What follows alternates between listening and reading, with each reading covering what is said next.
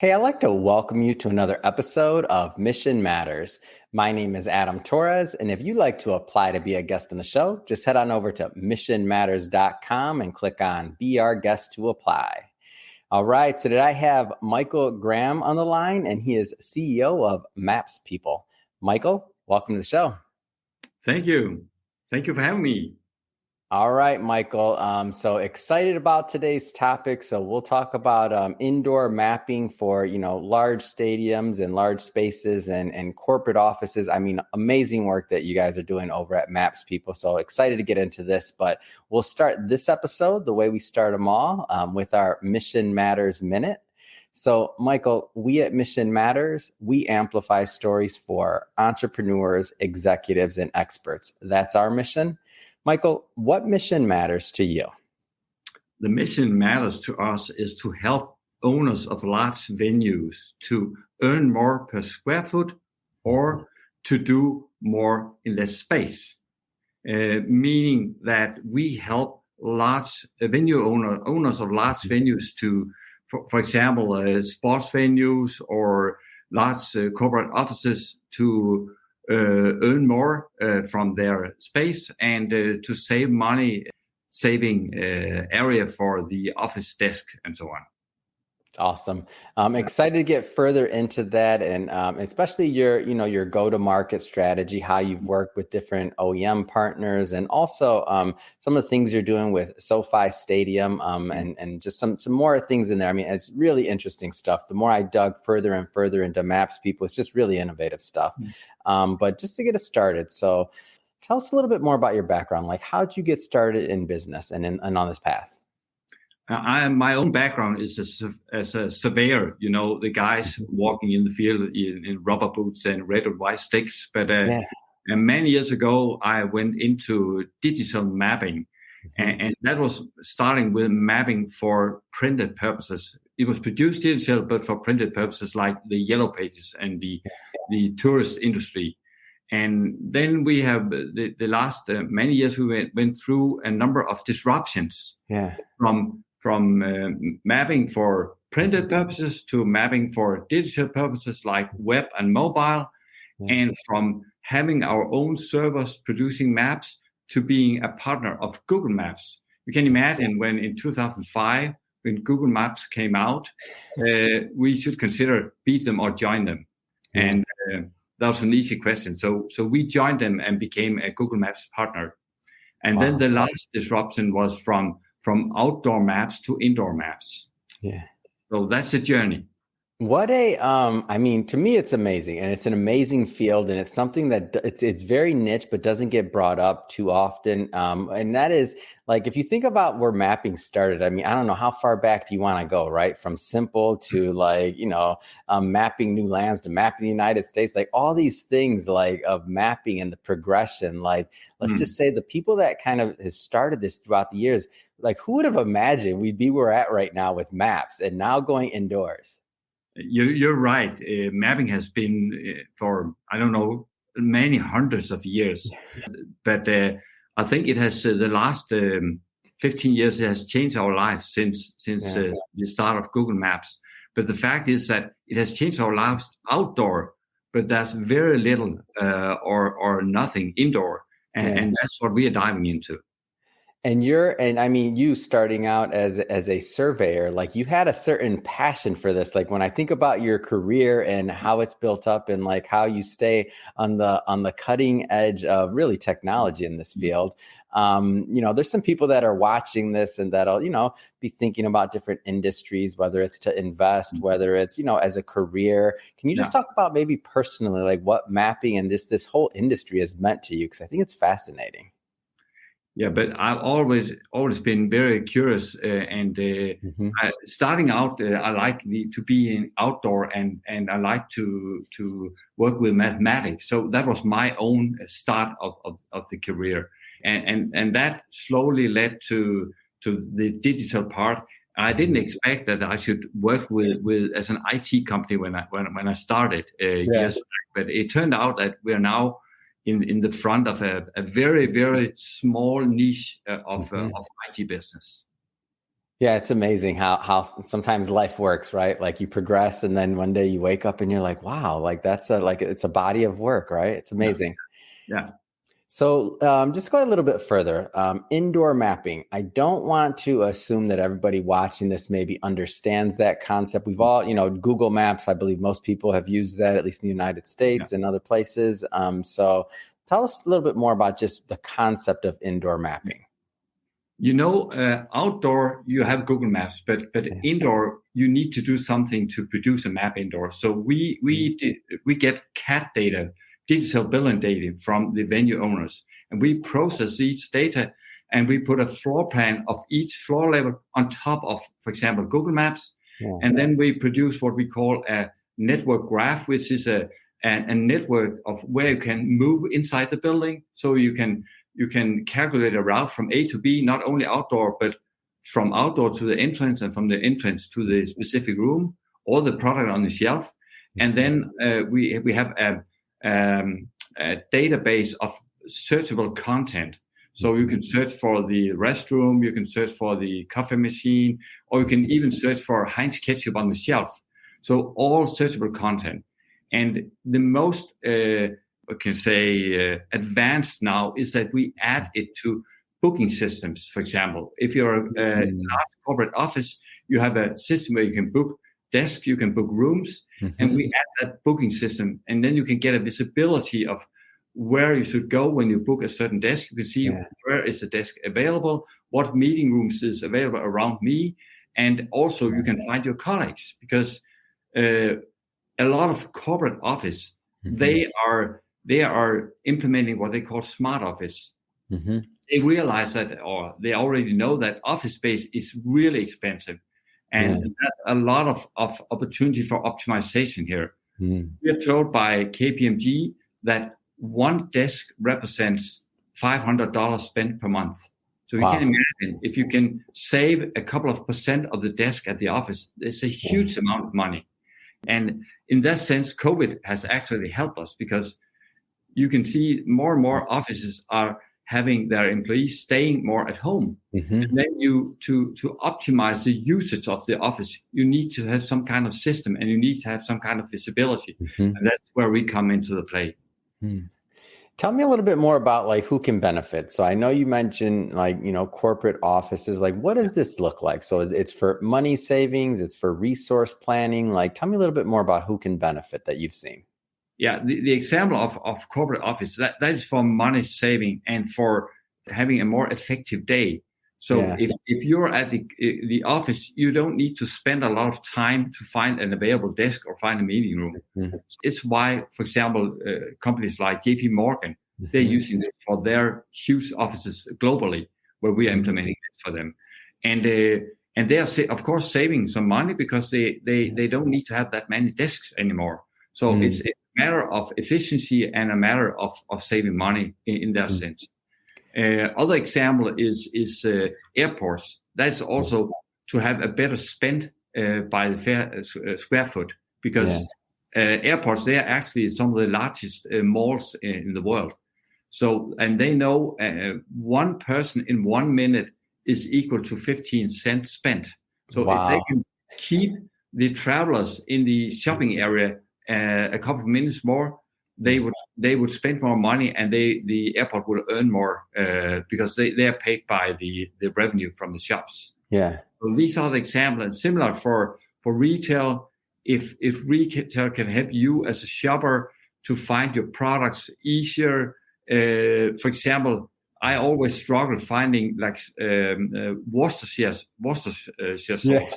Where is that located? Is that tomato? No. Is that? I don't know where it's located. I don't either. There's no one to ask. So if I can be self-service and look it up in my app, I would love to do that. So that's a way by how retail can benefit from it. Similar from universities, they are very huge, complex campuses. Finding your way around, finding available meeting rooms, it's a hassle. And these are examples of large, complex venues who can benefit from indoor mapping. And it seems like when I think about possibility there for user experience, it's almost bringing like the same type of user experience you'd want on a good website or something else. Like it's bringing it into the real world. So now you're actually living in a world, in my opinion, like this gives a better user experience with a lot of the things you mentioned interacting with. I don't know if I like this that airport example though, because they get me every time I come out with all the stuff I didn't necessarily want, because the mapping worked on me on that one. They get me every time in the airport. But on the education side of things, like universities, I think that's really interesting. Yeah. Like, give me a little bit more about how like that could play out, because a lot of universities, it's really interesting use case. Yeah, and that of course is in the first place, that's for new students find their way around. Totally. But, and it's so complex. But when you have been at a campus for, let's say, a couple of months, you might be used to where things are located. Yeah. But if it's connected to the calendar system and booking system, and you can see a live availability of rooms and desks, that makes you use it every day. So it's like the library. Library. Is somebody like, is there availability to sit in the area you want to, or something like that? You're taking me back to, I can't say childhood, but college age. Yeah.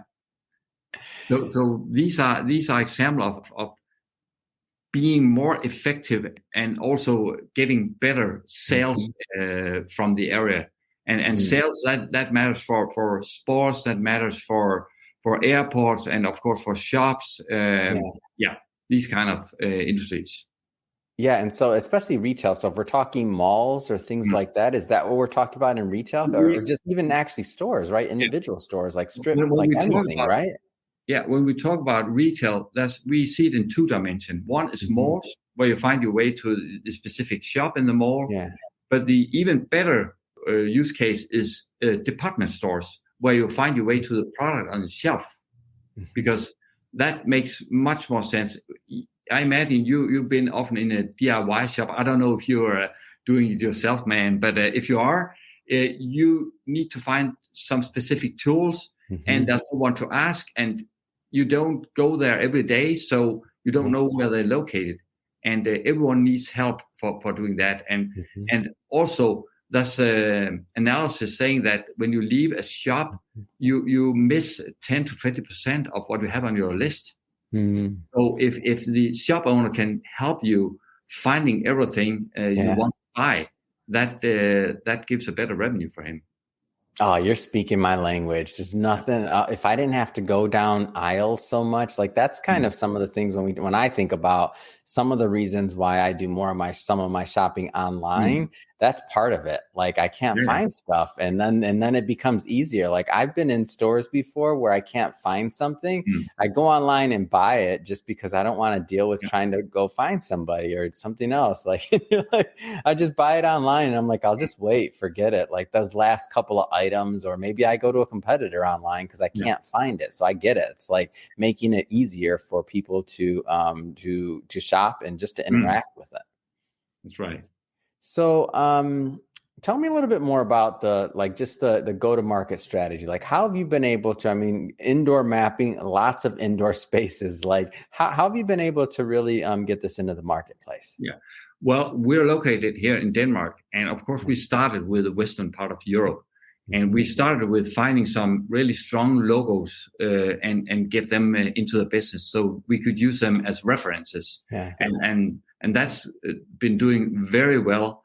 And then we, about 4 years ago, we started in the US, or 5 years ago in Austin.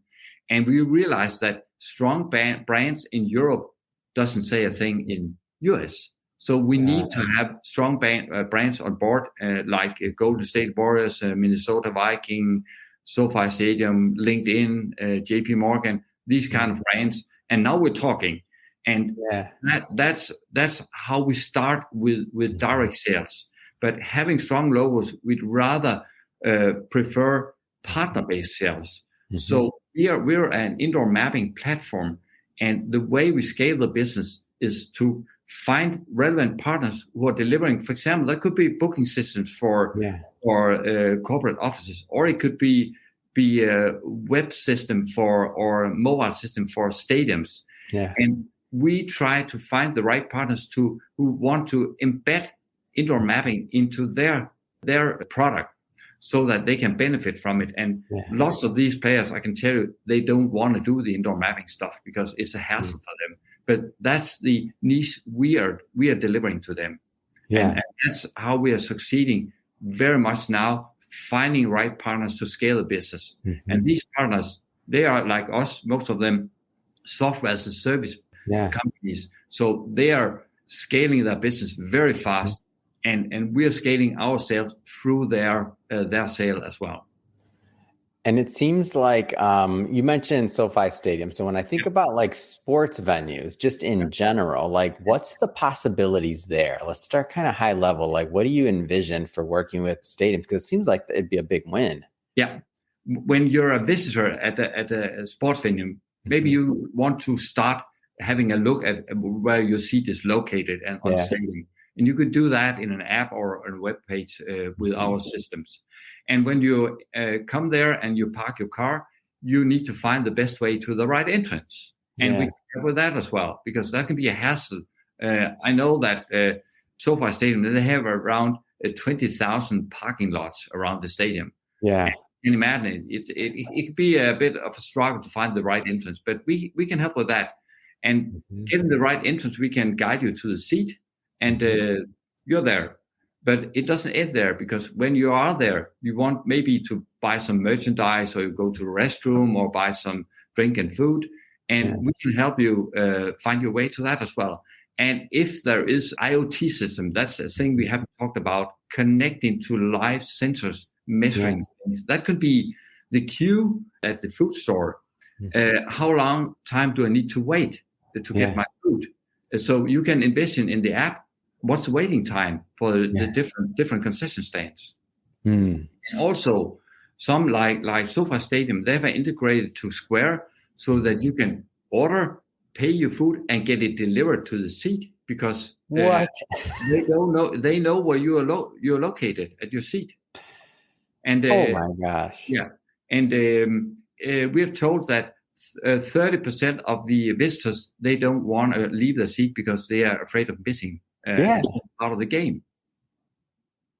Totally. No, I can totally imagine that. I didn't know that they had that feature. That's pretty amazing. So you're sitting there, you're watching a game, you're like, I want to leave my seat. I want, can it just come to me? So in the old days, right, you wait for the guy or girl walking down and selling whatever they have, and you make a decision. You either want what they have or you don't, but you might want something that's in a booth or the vendor has, right? And you're sitting in your seat. So order it on your app. They know where you're sitting. They find you. They bring it to you. Like that's amazing. Like, why wouldn't a stadium have that? Yeah, but it's the direction we can see that more and more of our customers, they are implementing sensors to measure if there's someone in the meeting room. If could be no one shows up and the meeting room could be freed, queue lines, and even temperature in rooms, humidity, these kind of stuff is more and more integrated in the solution. And then makes it a very, very live system where you can benefit from here and now measures. Tell me a little bit more about the technology side of things. So you mentioned Internet of Things and just the possibility of where this can go. Like what do you see?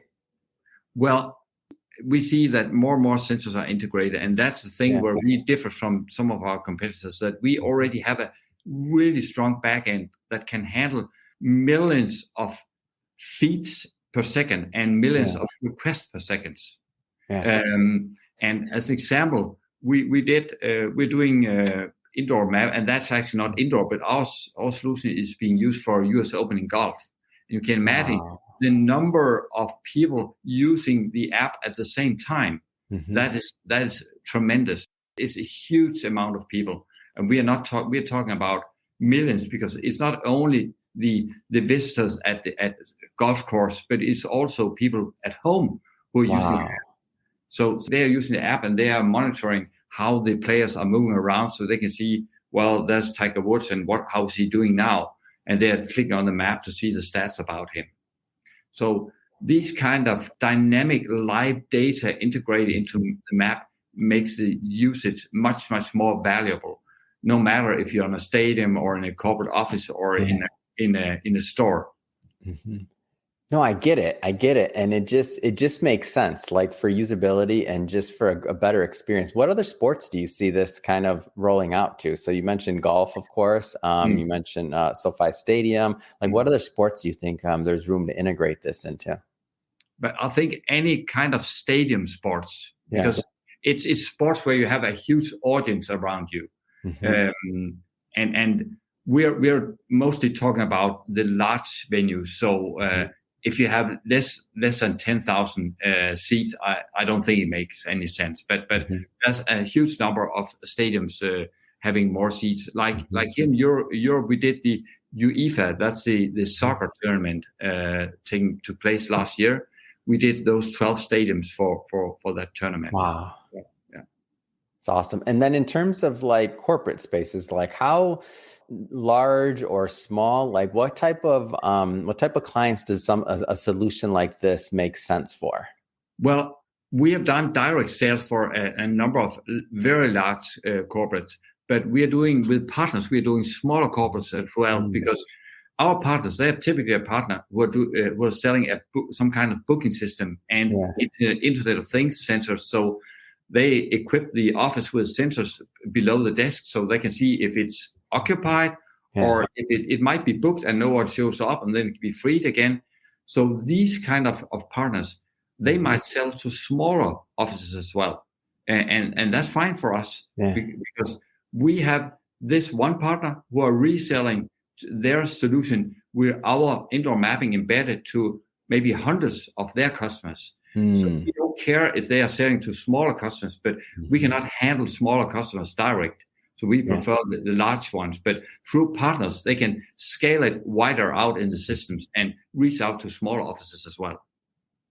So I have to ask this. So Michael, so you, I mean, obviously from the early days of your career in mapping, right, as a surveyor, to now indoor mapping on the cutting edge of really technology and this niche. I mean, what's next? I mean, what's next for you? What's next for the technology and for Maps people? Well, we are looking at a number of new technologies here, and that's augmented reality. We're looking at 3D, and also we're looking at more integration to new IT stuff, IoT sensors, Internet of Things. So these are some of the topics that we are investigating, and we will come out with some really nice new stuff. We want to be kind of the Apple for indoor navigation. So that's what we are aiming for. And to be honest, we aim for the leadership in this niche. It's a very small niche, and we know pretty much all our competitors here. And we have a strong position now, but we need to look for new technologies, new areas to cover to get this position in the end. Amazing. And so if somebody's watching this and they want to learn more about Maps people, whether they're a potential partner, right, as you mentioned, for the overall go-to-market strategy, like people that maybe in SaaS or something like booking and other things where it makes sense, or corporate offices, stadiums. I mean, lots of different use cases that you shared with us today. Like overall, how do people connect and learn more? Yeah. Of course, they can learn more from our website. That's the step one, and then reach out to us and that's a form that they can reach out to us on the website, and we will pretty fast to reach out to them. Awesome. Sure. And we'll put, and just for the audience, we'll put the website and everything else in the show notes so that you can just click right on it and head right on over. And speaking to the audience, if this is your first time with Mission Matters, definitely we're a platform that's all about really amplifying the stories and bringing you stories from entrepreneurs, executives, experts, and really just people that are out there making a difference, that are innovative, that are pioneering, and that are really really bringing something to the marketplace. If that's the kind of content you like, we definitely welcome you to hit that subscribe button, because we have many more mission-based executives coming up for you, and we don't want you to miss a thing. And Michael, really, it has been a pleasure. I'm excited. Haven't been to SoFi Stadium in a bit, but now I know when I make that order, I'm going to be thinking of you every time. And everybody that watches this, why is that possible? It's possible because of Maps people. That's right. And as I see just, things evolving when I'm in a building, next time the airport gets me, whatever, I'm going to Maps people help them with this one. So again, thank you for coming on the show today. It's been awesome. It's been a pleasure being here. Thank you.